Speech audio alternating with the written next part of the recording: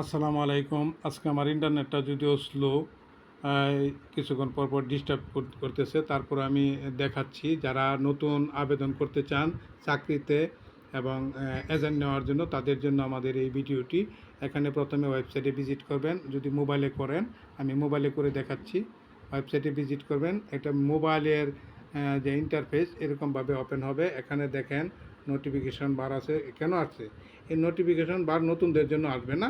আমি যেহেতু একটি এজেন্ট প্লাস মার্কেটিং অফিসার, দেখেন আমি যখন অ্যাকাউন্ট বাটনে টাচ করব তখন আমার এজেন্ট এবং মার্কেটিং অফিসার দুইটা ড্যাশবোর্ডেই এখানে উপস্থিত হয়েছে। এখন আসেন নতুনদের জন্য, একদম নতুন যারা আছেন তারা এখানে প্রথমে কি করবেন, এই এই বাটনে ক্লিক করে হ্যাঁ, এই বাটনে ক্লিক করে নিবন্ধন করে নেবেন। নিবন্ধন করে নিয়ে তারপরে আপনি এই এখানে যে সার্কুলারটা আছে, আপনি যদি ইংরেজিতে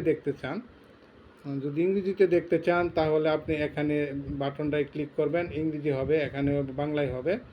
আর এখানে যে বিজ্ঞপ্তি বাটনটা আছে, এই বাটনে ক্লিক করলে আপনি সকল বিজ্ঞপ্তিগুলো দেখতে পারবেন। হ্যাঁ, আমাদের কি কি বিজ্ঞপ্তি আছে এখানে দেখেন।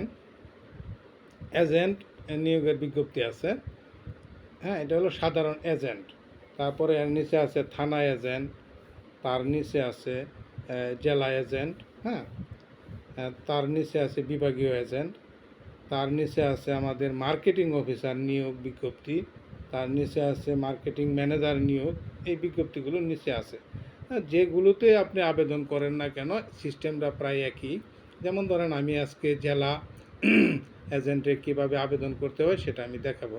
এখানে জেলা এজেন্টে আবেদন করতে গেলে এখানে ক্লিক করলে, বা যে কোনো এজেন্টে আবেদন করতে যাবেন এখানে ক্লিক করলে আপনি বিস্তারিত জানতে পারবেন, পড়তে পারবেন। হ্যাঁ, এবং কি কি সুবিধা পাবেন, কোথায় থেকে কত পাবেন সেগুলো জানতে পারবেন।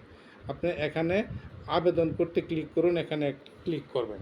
ক্লিক করার পরে এখানে বেসিক আসবে, বেসিক এজেন্ট, প্রিমিয়াম এজেন্ট, দুটোটাই দেখে নেবেন কোনটা কি। প্রিমিয়াম এজেন্ট দেখতে গেলে এখানে ক্লিক করতে হবে। আর বেসিক এজেন্ট হলো এখানে। আপনি প্রথমে বেসিক এজেন্টই করবেন।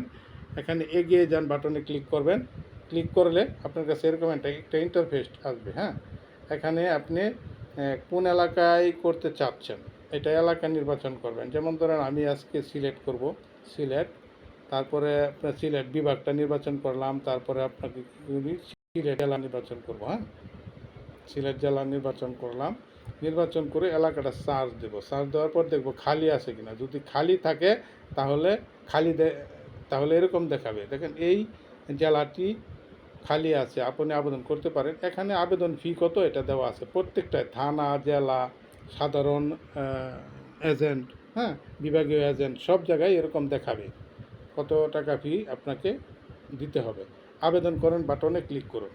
ক্লিক করলে আপনি নিয়ম অনুযায়ী সব আবেদন করবেন। কিভাবে আবেদন করতে হয়, কি প্রক্রিয়া, এগুলো সাধারণত একটা ফর্ম যেভাবে পূরণ করে ঠিক এইভাবেই করবেন। এখন আসেন আপনি পেমেন্টটা কিভাবে করবেন। পেমেন্ট আপনি এখান থেকে কপি করবেন। হ্যাঁ, এটা যদি আপনি বিকাশে দিতে চান তাহলে বিকাশ নির্বাচন করবেন, নগদ হলে নগদে নির্বাচন করবেন, রকেট হলে রকেট নির্বাচন করবেন, ব্যাংক হলে ব্যাংকে নির্বাচন। এখানে দেখেন আলাদা আলাদাভাবে সব কিছু দেওয়া হয়েছে। এখন আপনি এখান থেকে সম্পূর্ণ ফর্মটা পূরণ করার পর আপনি যে পেমেন্টটা করবেন, সেই কোন নাম্বার থেকে টাকা পাঠাইছেন এই নাম্বারটা এখানে দিবেন। তারপরে আপনি ট্রানজ্যাকশন আইডি দিবেন। আপনি বিকাশ, নগদ যেটা দিয়ে পারেন, আপনার একটা ট্রানজ্যাকশন আইডি থাকবে, আইডিটা দিবেন। হ্যাঁ, আপনি চাইলে স্ক্রিনশটটাও দিতে পারেন। হ্যাঁ, এখান থেকে স্ক্রিনশটও দিতে পারেন।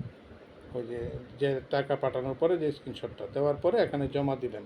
আপনি বিকাশে যদি পাঠান তাহলে এখানে যখন ট্যাপ করবেন, ট্যাপ করার সাথে সাথে আপনি বিকাশ অ্যাপসটা খুলবে।